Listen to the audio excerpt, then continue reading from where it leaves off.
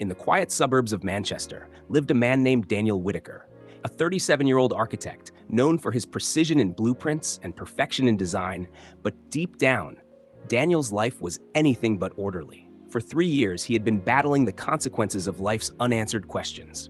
Questions about failure, loss, and above all, faith. 3 years ago, his world collapsed when his wife, Eleanor, died unexpectedly in a car accident. They had just celebrated their 10th anniversary. She was the anchor to his drifting soul, the one who reminded him that no matter how uncertain life became, there was always a bigger plan. But after her death, that belief shattered. He stopped going to church. He stopped praying. He stopped believing. Work became his only refuge. Cold coffee, sleepless nights, and endless emails filled the void. He told himself that faith was just a cushion people used to soften the harshness of reality. But then came the day that changed everything. Daniel had taken up a project in a small town in Virginia, USA. It was a community rebuild, low-budget housing for disaster victims. He didn't care much about the purpose. It was just another contract. During his site inspection, he met Clara, a frail elderly woman with bright eyes and a permanent smile. She had lost her entire home in a flood, but greeted Daniel with the warmth of someone who had just won the lottery. Curious and slightly annoyed by her optimism, Daniel asked, "How do you stay so cheerful when you've lost everything?"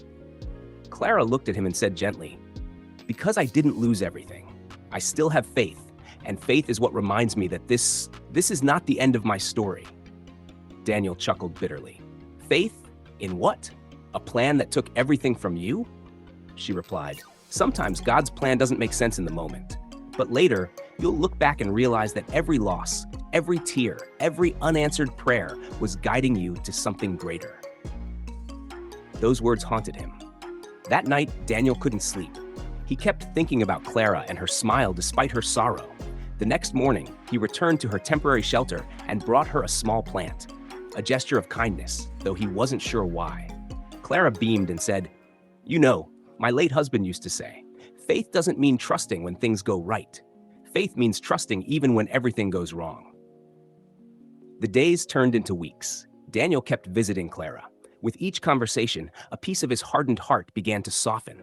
She told him stories of miracles in dark moments, of prayers answered in strange ways. He listened, he questioned, he cried. And then something shifted. Daniel found himself walking into a church one Sunday morning. Not for Clara, but for himself. He didn't pray for answers. He simply said, "I don't know the plan, but I'm willing to trust it again."